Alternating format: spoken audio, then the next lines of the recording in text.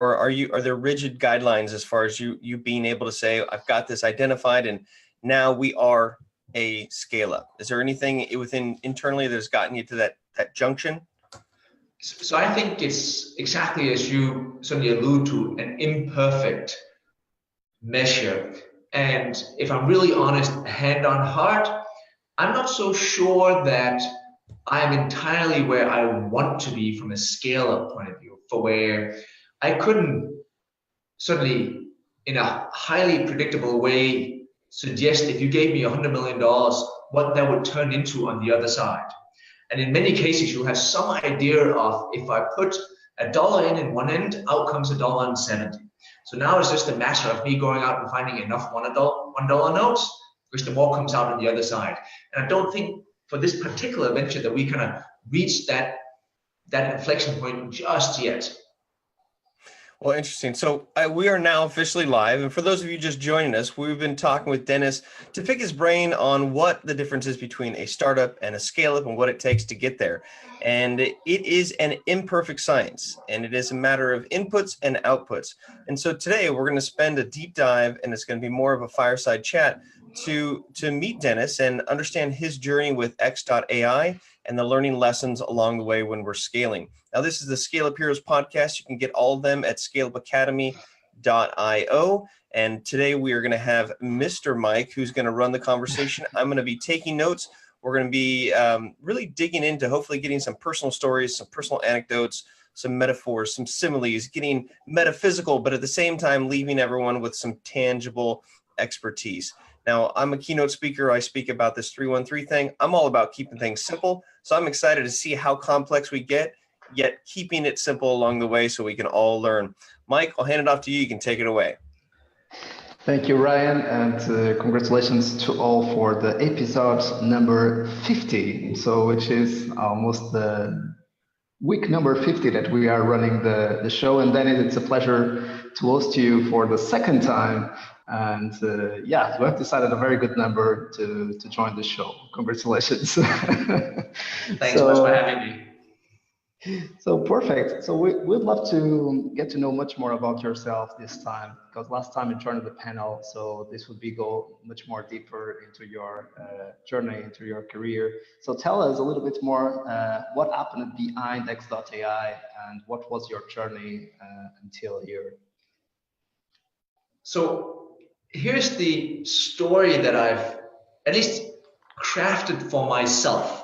And I'm very much aware of the fact that it might just be a story that I'm telling myself. And if you looked at it from the outside, you would see it differently. So be aware, or footnote and disclaimer applied already. But it's certainly a story for where we spent the last 24 years as entrepreneurs over 5 different ventures trying to extract value from data.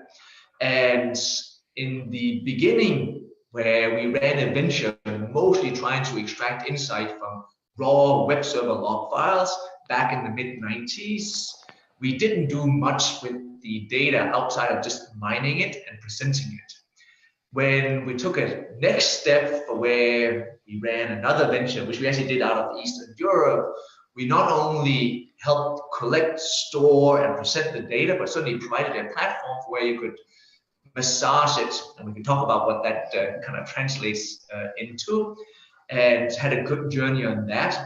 And the venture thereafter was also not just one where we would collect, store, and allow you to massage the data, but we would inject our own recommendations for how we certainly looked at it.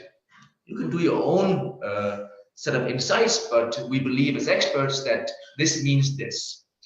And this particular venture, again, I would like to believe, takes it one step further for where x.ai, which is this intelligent agent, but if you just look at it from a data point of view, it's really one for where we both collect, store, retrieve, and provide recommendations on the data, but we also take the action. So if you ask one of our agents to schedule a meeting, it's not one for where I'll tell you how you can do it and how I've mined the natural language. It's one for where I try to understand what you asked me to do. I prepare some sort of plan forward, and I take all of the actions without you participating. So certainly a 24-year-long journey where we try to figure out to get more and more out of a set of raw materials that haven't really changed much. As that 2 bytes I mined back in June 1st, 96, looks like those 2 bytes I mined yesterday in 2019. Interesting. So do you see that in the next 15 years, this would be another step in the journey for something even bigger? That's a good question. I certainly see 2 things happening right now. One is the introduction of a new UI, and that comes along so rarely that we should be really excited. As in, I took my CS degree in the command line. My mom somehow got access to Word on some graphical user interface that we can call Windows. And my kids kind of grew up on some kind of touch interface on their mobile phones. And whether you kind of agree on those 3 particular UI paradigms, there's not been that many. But the one that's just about to arrive, and we can call that the conversational UI, might be one of the last UIs that we'll see. There might be 1, perhaps 2 more, and that's the end of, I think, how I can certainly imagine us interacting with compute. So that certainly excites me. So that's one part. The other part is that given a new UI, you tend to get a new set of opportunities. Just like Uber doesn't really work well on your desktop. It works well because you have it on the go. So on the street, you can pull out your mobile phone and kind of request some driver to arrive in the next couple of minutes. And if every new UI introduces a new set of functions, the conversational UI, if anything, allowed for the introduction of agents. And without going all geek on you now, I certainly really like this idea that we are now, for the first time, kind of moving away from software assisting us in doing a job into this new setting for where we're allowed to describe objectives, as in, what would I like done? Those objectives, at least today, are extremely simple. They're not as sophisticated as if I work with you and I could kind of tell Mike, hey, here are the things I would like for you to do when we go to Europe and attack these 3 key markets.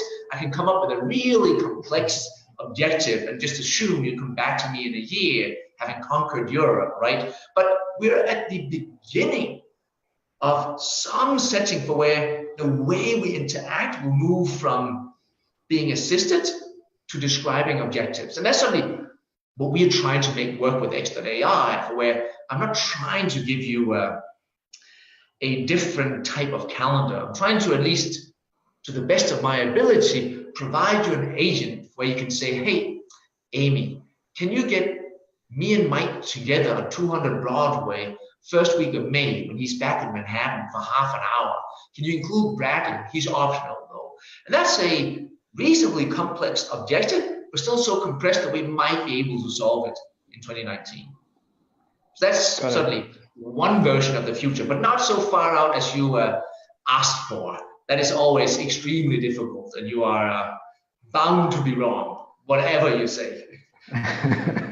Absolutely.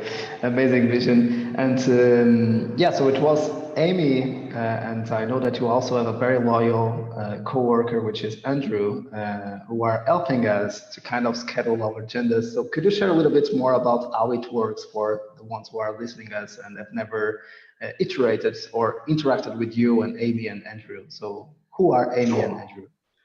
So I certainly don't pretend to have had some sort of unique epiphany for where I was the only one who figured out that there was pain attached to that of setting up meetings. I think we all know that that is somewhat of a fact, and we figured out exactly 10 minutes out of college that that is one part of your job. And the particular pain I'm talking about is the mechanics that comes along with, say, me wanting to meet up with Ryan.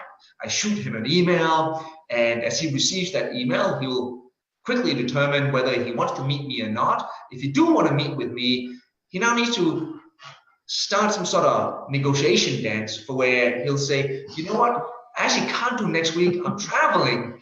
And if you're up for it, we do the week thereafter, but it needs to be a Zoom call instead. I then receive that message and we'll do a little bit of dance on my end, look at my calendar and provide some sort of response. And we do on average about 7 emails back and forth, about 3.5 on each end. And once we come to an agreement, one of us will kind of take it upon us and do the actual invite and get it on the calendar. And it's not that this is difficult. This is a fairly simple chore, but I think that's the key word. It's a chore. It's one for where surely I can do it. I can do a lot of shit. I can do the dishes. Doesn't mean that I really enjoy doing the dishes. But if that's my only option to get something to eat, I'll do it. If I'm a recruiter and the only way to speak to candidates is by doing the kind of negotiation dance, sure, I guess I'll do it. It's not the most fun part of my job. So knowing that that is a pain, where we arrive is upon having received that request or being about to suggest you meet up with somebody, you can simply CC in Amy or Andrew. They'll have an email each and ask them to do a job that you would rather not do, such as, can you set up a screening call for Suzanne and I for half an hour next week? You click send, and then you click archive. And that's important. You click archive because this is not your job anymore. And now Amy will receive that request, understand what you just asked her to do, remove you from the conversation, reach out to one or more participants, negotiate with them when exactly we're supposed to meet under the constraints that you applied, which was next week, but you could have said all sorts of things, and go back and forth with the guest, understand what's concluded, and upon conclusion, send out the invite. And again, from a feature point of view, not rocket science. So people will say, oh, so you schedule meetings? Yeah, you're damn right I do, a lot of them. But that's what we do, and I think if you really want, now I'm just going to go all entrepreneur on you, but if you really want to at least try to kind of latch onto the most successful type of setting in the startup world, what you want is maximum simplicity in offering and maximum complexity in how to engineer it. That is how you create some sort of moat for where no 2 guys out of Y Combinator can do this over the weekend, but every single customer immediately kind of understands it. So that's what we do, or that's what I've been spending the last 5 years of my life on. Got it. And congratulations, that's really art milestone to get to. And that's the next point. So as leadership teams, entrepreneurs, founders, CEOs, there is so much noise out there. So there are so many things that we need to do. So, and I always ask this question, so how can we identify smarter, in a smart way, what are the big rocks? So how do you know that this is a big rock? And so what were the main big rocks that you've been executing, and what are the big rocks? I think that you already shared in our conversation. What are the big rocks for the future? But what were the big rocks in the past? What were the main milestones that you need to achieve and that you focused your team around them? Let me answer that on both ends. So I'm certainly very convinced of meetings being somewhat of a constant, as in we might do more productive meetings in the future, one would hope. It might be easier to get them on the calendar. If I do a good job, yes, we would hope.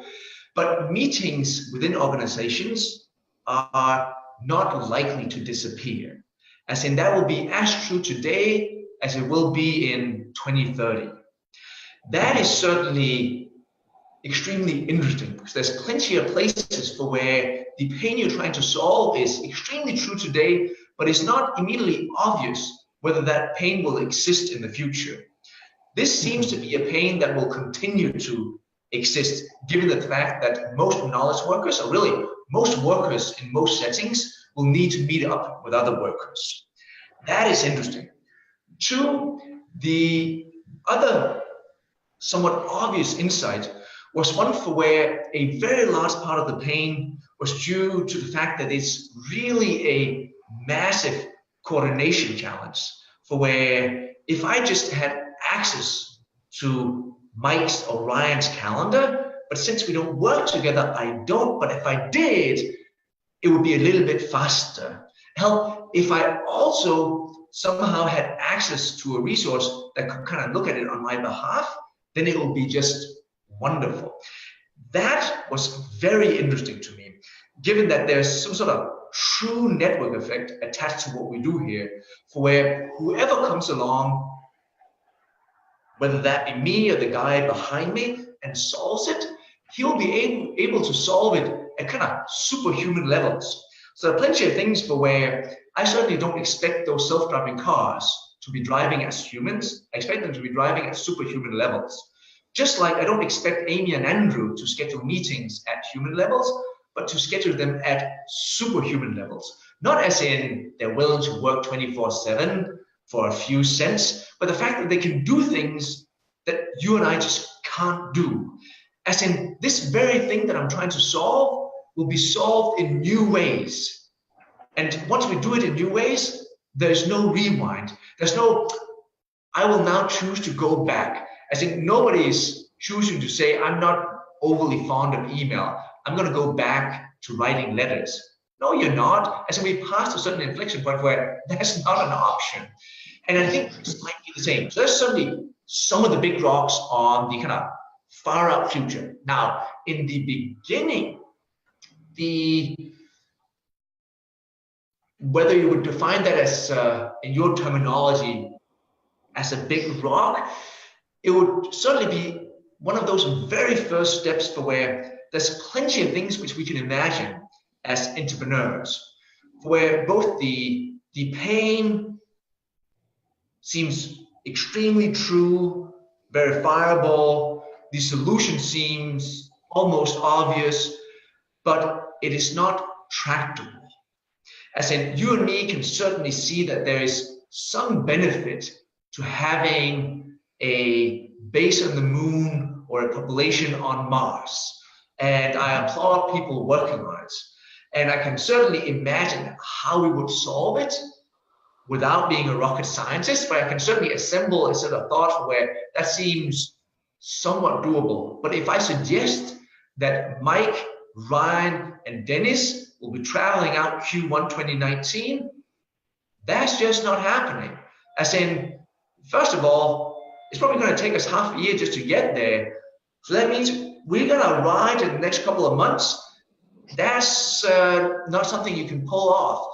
So our very first kind of obstacle, big rock, thing we needed to kind of verify was one for where, is this indeed tractable? As in, can this be done? Because if you really think about it, one of the things that we're certainly attacking here is the language universe.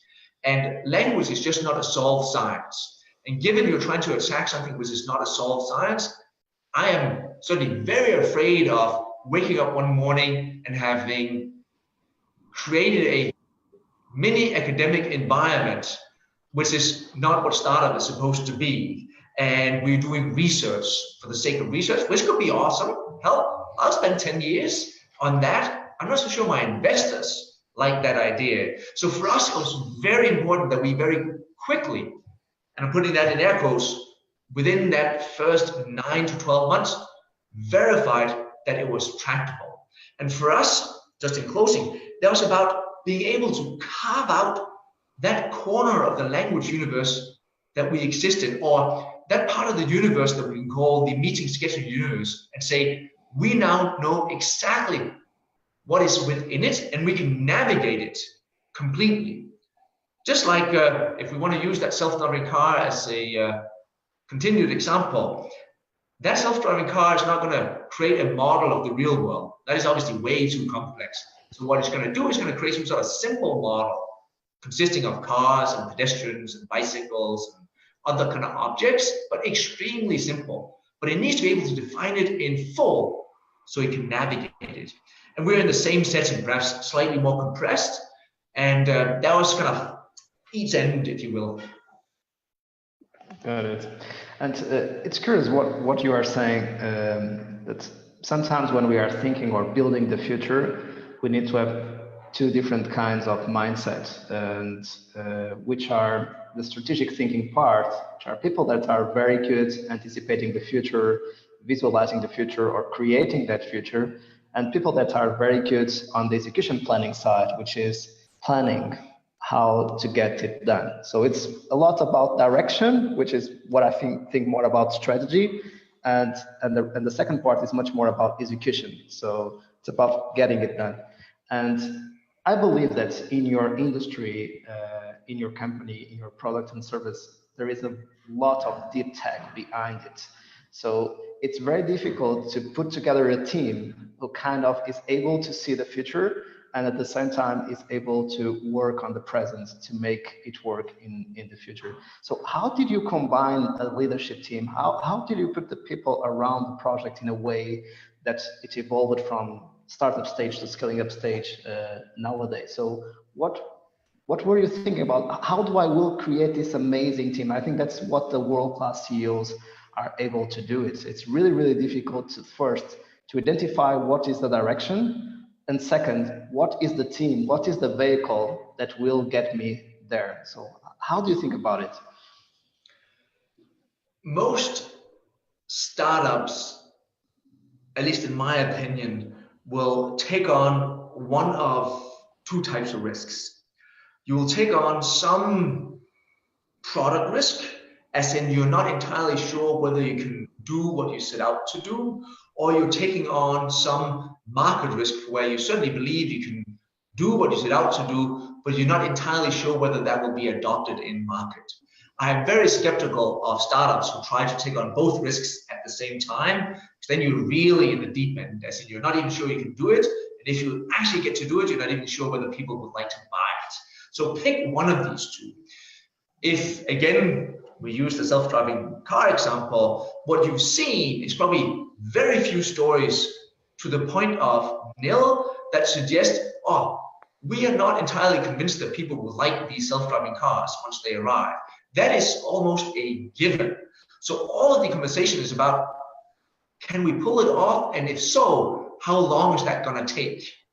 And we are in the same bucket for where almost all of our customers, all of our leads, the market at large, suggest to us that if you provide us a fair price, we'll buy your product. Now, we don't know yet whether you can pull it off, but if you can, I will certainly buy it. So we're in this bucket here for where it's a technical risk. So certainly knowing that provides you some guideline for the type of people you want to bring into your organization. This can change over time, certainly, as you put things in place. But as we got started, and probably still to this day, to a very large degree, we are working in this bucket. The one thing, if I were to pick one of the items that I've applied, was not so much trying to hire for people who could see the future. I certainly believe that we had a very good idea of where we're at and where do we need to be. We're not so sure about the duration of this journey. We're not even extremely sure about the particular path we need to take, but that is not what is up for debate, and I'm actually not hiring people to debate me on that. No, what I'm hiring people for are people who believe in a future as I believe in it, and then, and this is going to sound really not scientific at all, who will be comfortable in the dark. And the way I work this, and you should really kind of take note of that. So instead of doing many of the traditional things you would do to hire good people, what I did instead was I wrote a half-page pledge on the characteristics of the individuals I would like to hire, almost in the form of a poem. And this is where you're tuning out already, I can see. And that half-page document, which you can find on x.ai/pledge, starts out with this kind of ask for where I am looking for people who are comfortable in the dark. And we spend an unfair amount of time when we brought that initial team together on trying to make sure that we both understand what does that translate into.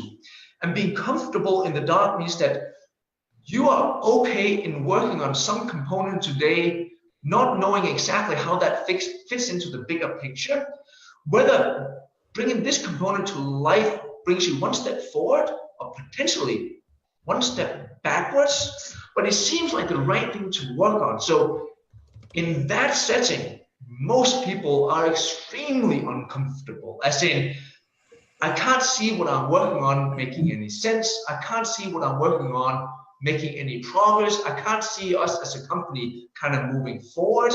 When are we going to be there, or how can you suggest we'll be there in 2 years from now? And all of the uncertainties and anxieties that comes from not having one of these extremely fixed plans for over the next 18 months, this is what we're going to do. But really just over the next 3 to 6 weeks, you will be working on this part. And you're just in the forest. But when will I be getting out of the forest? I don't know. But I don't have much food. I know. We probably need to go hunt for some food along the way, aka money if you're a startup. And that is not for everybody. And I spent a lot of time in really finding a team for where they would be, or certainly would seem to be very comfortable in the dark. And to some credit, 5 years in, remember this is tech, have my CTO, chief data scientist, first engineer, first PM, they're all here. Congratulations. And that suggests at least that we found a set of people for where they could do those 5 years in the basement in the dark, which almost nobody are both able or willing to do. Sorry, really harping on this particular thing, but that's the one thing, if I were to pick anything, that I think have translated into a little bit of success on the organizational end. I think that's a great deep dive into, and I've got kind of a question because I'm hearing what you're saying, but I need a little bit more insight to this difference between the dark and defining in full, because you said you have to define in full. You have to really understand in order to be able to navigate. Yet, and this comes with, you know, the market risk, the product risk, the problem that's being solved, the adoption, all these things that you're really just saying you have to simplify to the point where it's so simple, it's just almost in your face simple. Yet at the same time, you have this, the flip side, which is, I need you to have that as an understanding, but work in the dark. So my question to you is the balance between getting people to trust the darkness, but I'm assuming you can only get to that point if you absolutely have defined in full where you want to navigate. So I think you hit the nail on the head. Those two things come together. It is nearly impossible to embark on a mission for where you are extremely unsure about the next few steps and you have no idea of where you're headed. Right. I'm not so sure I would participate in that. So the way to look at this, let's apply some other analogies. So Ryan and Dennis somehow in their 40s sign up to swim the English Channel. We're going to take it from England to France. There's been a few other people who's done that, but we are not unsure about what we're about to signing up for. As in, we'll be starting at the shores of England, and over the next probably 2.5 days, we'll get to the shores of France. That's the mission. That's what we set out to do. We're not confused. We're not entirely sure about exactly how we're gonna pull it off. As in, sure, we've been to the pool, we've done 5K, this is a different beast. But we can certainly imagine it, and we can start to visualize what the end will look like. So they do come hand in hand, and I think the only way you can do that basement for that long is if you can close your eyes and see the end, and that's how I think you establish some of that stamina. No, that's great. And I think it just goes to the importance of that core messaging to make sure everyone knows the shore you're going to land on, but not to be confused by this blind faith in the darkness. So I think that's a really interesting distinction there that will fuel this type of growth. And of course, you need to, and I think that it's an amazing analog, an amazing example that you just shared about how to build a world-class team to really get solved a very big problem and providing a very big solution to a market that really values that solution. So that's the way you are able to build a legacy business in the future, but you still need to have the fuel to get there, right? So, and that's when cash comes in place. So when you don't have yet the revenues to fund this kind of path, so how do you convince people who are very, no, let's not say conservative, because now here we are talking about venture capital, but we also want to de-risk their own situation. So I will put money on this venture, on this team, on this CEO, Dennis.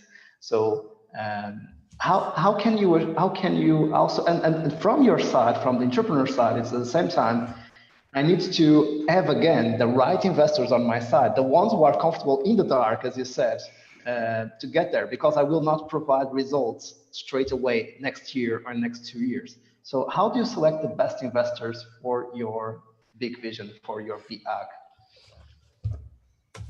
I certainly believe that any pitch in a setting like this should almost entirely revolve around the end destination. As in, any investor which you speak to should be as excited to land on the shores of France post-swim. And if they are not, then spend no time in talking about your training regime, the actual swim, the support team, and all of the things that you need to kind of put in place. Talk only about the destination. And if you can find a set of people for where, if you and I, over the next 5 years, can get to this destination, would you be excited? If you're excited, then I can move backwards and tell you how I think in X number of steps we'll be able to get there. And if you can at least see why those steps are plausible, or why those particular steps seems like the most natural steps, then we can talk about whether me and my team are the better ones to execute. But we should come at the very end. You should first believe in the destination, believe in the set of steps or regime you put in place to kind of do those 4 or 5 steps. And then you should take a look and say, are those the very people which I can see do that? And we certainly had a very good idea of both what the end looks like, the 4 or 5 steps towards getting there, what each step or each milestone really in VC terminology entails, or big rock to use your terminology, because there is a big rock in each one of these steps where you need to kind of overcome this part, and that becomes the indicator of having finished that particular milestone. A milestone is rarely, if ever, measured in time. It is measured in having delivered on some particular outcome. And for us, those have been quite clear in both our seed, A, B rounds on this is what we've hit. It is now time to kind of take the next step. And I would like to believe that we've found a set of investors and team around us that were willing to kind of embark on this journey. It is not easy, and people certainly get nervous along the way, and I fully empathize with the fact that you've given me $10 and someday I would like not only the $10 back, but if you can give me another 20, given you held on to those 10 for so long, that would be lovely, Dennis. So I certainly understand why people are asking for proper accountability in those board meetings, but for the most part, they signed up for a longer journey. And we still have all of our existing investors, and they've all been active participants from beginning to yesterday. Just a disclosure for the audience, among the investors of x.ai, we have world-class like Silicon Valley Bank, SoftBank Capital, First Mark, etc. And if the numbers on Crunchbase are correct, you have raised it $44.3 million until now, correct? Yeah, something like that. So well done. And of course, if we know what are the big rocks that are separating ourselves from our BAG, if we have this amazing world-class team to get us there, if we have the fuel to kind of keep this team engaged and going forward, now it's really about execution, doing the train every single day when you want to keep sleeping or stay in the bed because you are not motivated to go to the gym on that day. So how do you keep the morale and the motivation of the team to go to execution mode? That's a good question. And I'm not sure there's a single good answer, because I think it might just be unique to the company and unique to the moment. As in, there's no particular tool in your tool belt for where this is my motivation tool. Because if it was that easy, everybody would kind of pull out that particular tool. I'm going to add a little bit more motivation to my team. And it's nearly impossible to do such a thing. So what you try to do is to figure out in the moment, what is the current sentiment? As in, what is the current morale? Certain days you are just high on some prior success. Other days you are slightly depressed on some failure. And I think you need to figure out both the particular element which you use to kind of motivate, for how long will that be intact? One thing, to just give an example, and I think we all have multiple things we go do, is to pick some reasonably near-term goal so that you can celebrate in the delivery of that. And hopefully, if you deliver well on what you set out to do, the success of that. That provides some amount of dopamines that can kind of propel you into the next kind of motivational step. And we certainly have certain kind of goals. I wouldn't say outside of company goals, because we will set very traditional kind of quarterly kind of company goals, team goals that are associated with the company goals, metrics attached to those so we can measure whether we're moving forward, and all the usual kind of stuff, which is fine. And you should at least try to put in place a particular set of processes that you can execute well against. But next to that, we will also sometimes, and if I take the last one, or one of the last ones, which was a kind of relaunch of positioning, relaunch of pricing, relaunch of a set of features, which we did on 10/10, even kind of pick the date. Any person here on 200 Broadway who you would ask, what was the last kind of major thing, would pick that 10/10 launch as a particular one. There was a little bit of extra work. There was a little bit of, extra willpower that you needed to kind of apply, but it's one of those that we worked on for 4.5 months, and it was slightly separate to the company goals, but everybody kind of remember that as a kind of longer sprint, a motivational moment for where, shit, so we kind of cut our churn by almost 70%, as in we fucking killed it. And that joy of having kind of delivered on that works really well. It's obviously a risk for where you could also stumble, and what was supposed to be a motivational step turns into a punch in the face, and you somehow need to kind of take that into your calculations. But that is certainly something that I've seen work. Pick these particular milestones or goals independent of the slightly more corporate ones that you set.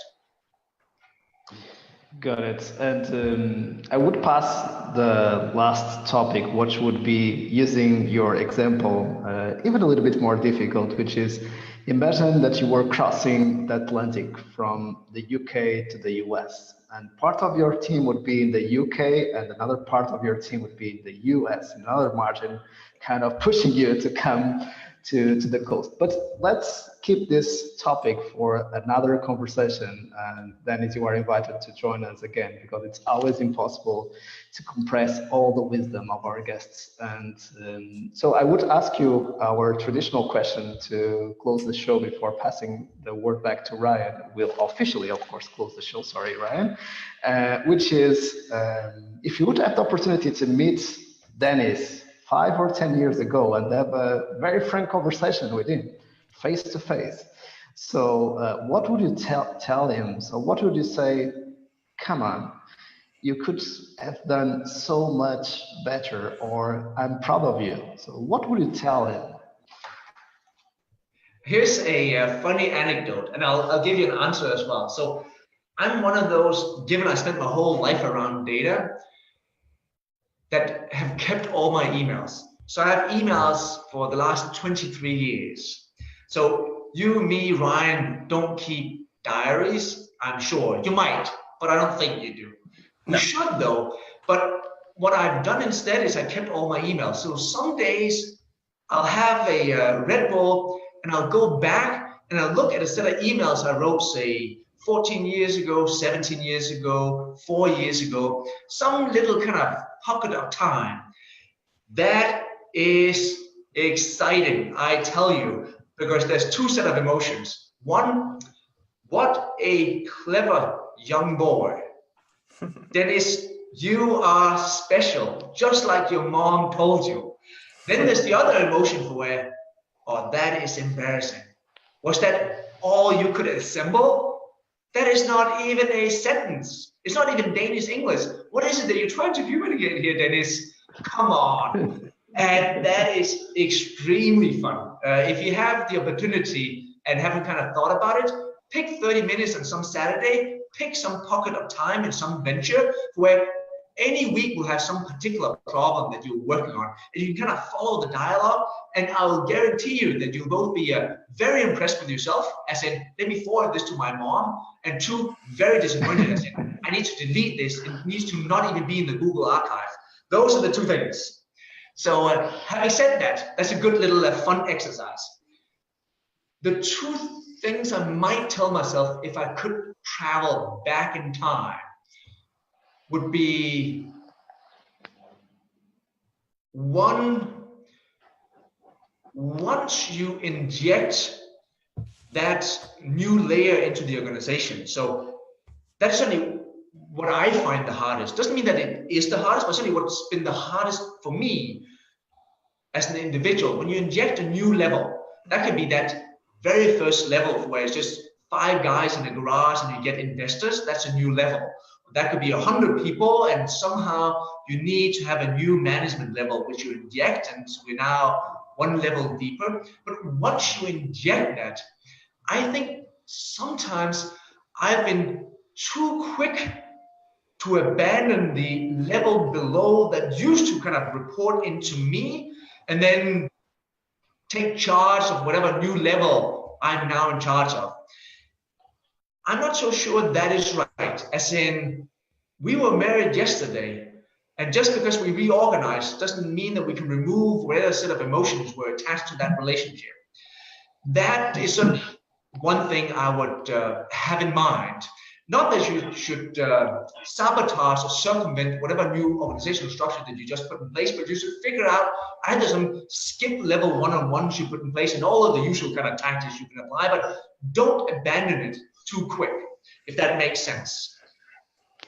2, and this might just be more on the product end and where my background comes into play, forever stick to the pain and don't ever fall in love with the solution. Fall in love with that pain. It is so easy if you're just a little bit